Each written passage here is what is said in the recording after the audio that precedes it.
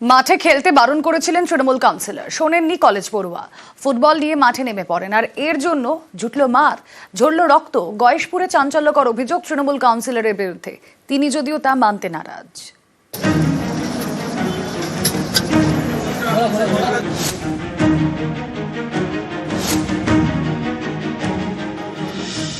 নদিয়ার গয়েশপুর পুরসভার ৯ নম্বর ওয়ার্ড গোকুলপুর, এখানেই ফুটবল খেলায় কলেজ পড়ুয়াকে মারধর। অভিযোগের আঙুল স্থানীয় তৃণমূল কাউন্সিলরের দিকে। গয়েশপুরের গোকুলপুরের বাসিন্দা অর্জুন চট্টোপাধ্যায় কল্যাণী কলেজে পড়েন, সেকেন্ড ইয়ার। মঙ্গলবার বিকেলে স্থানীয় দেশবন্ধু মাঠে ফুটবল খেলতে যান অর্জুন। অভিযোগ, তাকে মাঠে নামতে বারণ করেন তৃণমূল কাউন্সিলর নন্দ ঘোষ। সেটা অর্জুন শোনেননি, ফুটবল নিয়ে তিনি মাঠে নেমে পড়েন। এতে ক্ষেপে যান কাউন্সিলর। অভিযোগ, কলেজ পড়ুয়াকে তিনি মারধর করেন। মারের চোটে পড়ুয়ার চোখের পাশে আঘাত লাগে, রক্তও ঝরে। মাঠের পাশে প্রতিদিনই তাস খেলে ওরা। সেখানে কাউন্সিলর ছিল? সেখানে কাউন্সিলর প্রতিদিনই থাকে। পুরো নেমেছি, বলছি যে আজকে মাঠে নামিস না। আমি শুধু বলি যে তোমরা তাস খেলা বন্ধ করে দাও, আমরা তাহলে ফুটবল খেলা বন্ধ করে দেবো। এই কথাটা বলার পর গাড়ির চাবিটা নিয়ে নেওয়ার পর আমাকে ওরকমভাবে মারধর করেছে কাউন্সিলর নন্দ ঘোষ।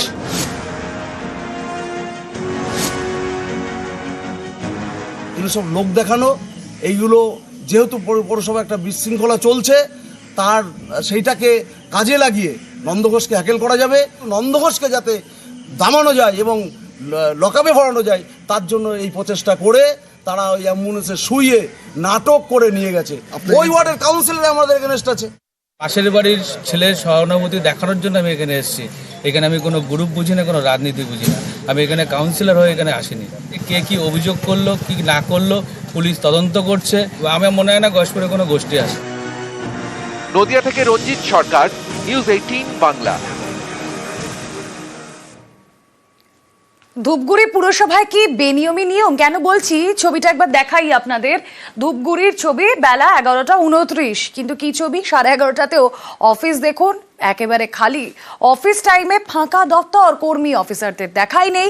স্থানীয়দের অভিযোগ, এটা দিনের পর দিন ধরে চলছে, আর এতে সাধারণ মানুষের ভোগান্তি হয়, যদিও মানতে নারাজ প্রশাসক বোর্ডের সদস্য।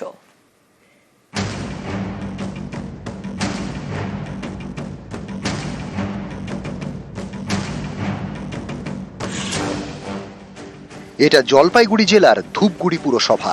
অফিস টাইমে অফিস প্রায় ফাঁকা, বেশিরভাগ কর্মী অফিসাররাই লেট। এই দেখুন, ঘড়িতে 11:29, পুরো অফিসের বেশিরভাগ চেয়ারই খালি, কর্মীদের দেখা নেই।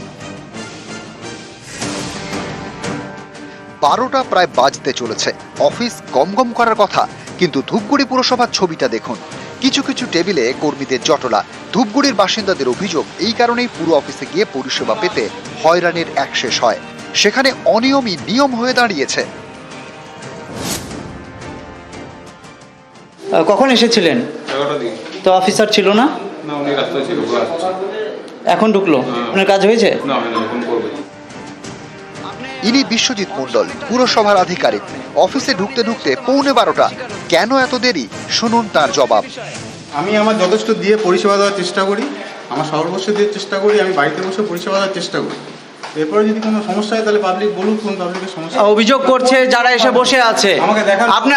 আপনার সময় কটা আসার অফিসে? অফিসে আসার সময় কটা আপনার, সেটা বলুন। আমি যেহেতু জলপাইগুড়ি থেকে বলা আছে অথরিটিকে 11টার থেকে। অথরিটি কাকে বলা আছে? রিটার্ন দেওয়া আছে? সাধারণ মানুষ হয়রানির শিকার হবে কেন? হয়রানি করতে দেই না। এনারা 11টার থেকে বসে আছে। বসে থাকার ব্যাপার না, এখানে অনেক ডিপার্টমেন্ট আছে, কেউই জয়েন করছে। কোনো সমস্যা নেই, প্রত্যেকটা ডিপার্টমেন্টে তাদের কাজগুলো ভাগ করে দেওয়া হয়েছে। ইভেন আমরা মানুষের বাড়ি গিয়েও পরিষেবা দিচ্ছি, সেই ডিউটি এখানে না বসে বাড়ি বাড়ি কাজ করছি। কাউকে ঘুরানো হয় না। কোনো ব্যক্তি যদি আজকে হয়তো 5 মিনিট 10 মিনিট গাড়ি থেকে আসতে লেট করে, কিন্তু সে রাত্রি 8টা অবধি কাজ করে। আমাদের এখন ইও এফও প্রত্যেককে ফিল্ড ভিজিট করতে বলা হয়েছে। আধিকারিকও যখন বসে থাকবে অফিসে, সেটা নয়। ধূপগুড়ি থেকে রকি চৌধুরী, নিউজ 18 বাংলা। বিভিন্ন জায়গায় কত কি প্রাকৃতিক সম্পদ দখল হয়ে যায় বলুন। দেখুন, নদীর বাঁধ, সেটাও দখল। কোচবিহারের মাথা ভাঙায় মানসাই নদী বাঁধ। এই সরকারি নদী বাঁধের উপর তৈরি হচ্ছে ঘর।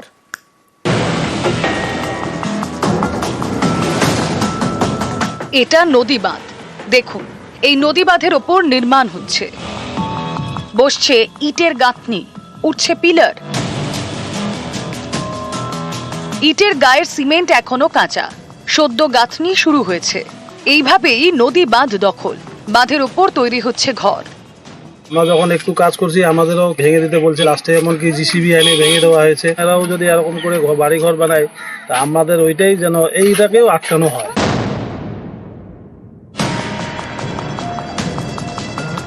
কোচবিহারের মাথাভাঙা পুরো এলাকা, এখানে রয়েছে মানসাই নদী, নদী পারে সরকারি বাঁধ, আর সেই বাঁধের উপরই এখন কংক্রিটের নির্মাণ।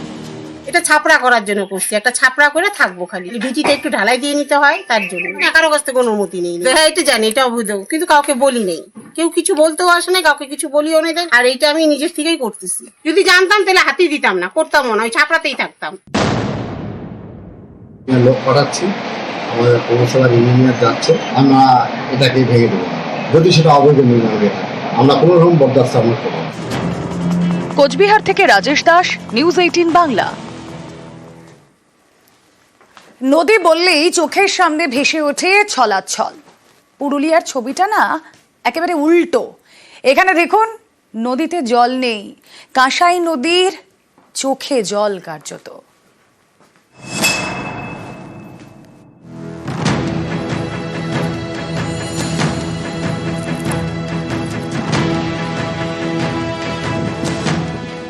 নদীর বুক শুকিয়ে কাঠ, নদী এখন মাঠ।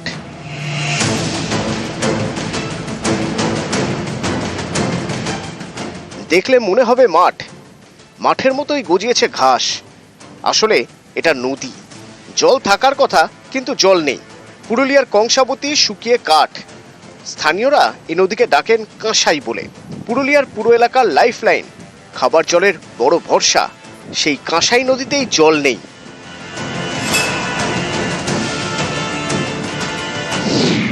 কাঁসাইয়ের বালির নিচে নলকূপ বসানো, বালির নিচে জল থাকে, সেই জলই নলকূপের সাহায্যে তোলা হয়, তারপর পরিশোধন করে পাঠানো হয় পুরুলিয়া শহরে। কিন্তু সেই কাঁসাই নদী এখন মাঠ। প্রতি বছরই এই সময়ে এই হাল হয়। অনেকে বলছেন দেদার বালি চুরির জেরেই এই অবস্থা। পুরুলিয়া পুরসভারও দাবি নদীতে পর্যাপ্ত বালি নেই, এর জেরে প্রতি বছর জলস্তর নেমে যাচ্ছে। জলস্তর যত নামছে ততই গভীরে বসাতে হচ্ছে নলকূপ। যেভাবে বালিতে বালির ডিপোজিট থাকা দরকার, সেই বালি ক্ষয়ে বেরিয়ে গেছে। এখন নদীর গর্ভে আরও বেশি বোরিং চালিয়ে আমরা কি করে জল তুলতে পারি তার উদ্যোগ চলছে।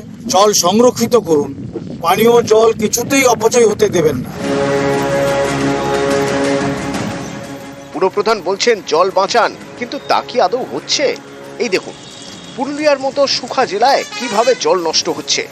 পুরসভার কল থেকেই পড়ে যাচ্ছে জল, কল বন্ধ করার নবটাই নেই। কল লাগানো নেই না, সিস্টেমটা করে দিলে ভালো হয়, তাহলে জল নষ্ট হয় না। পুরুলিয়া থেকে ইন্দ্রজিৎ মণ্ডল, নিউজ 18 বাংলা।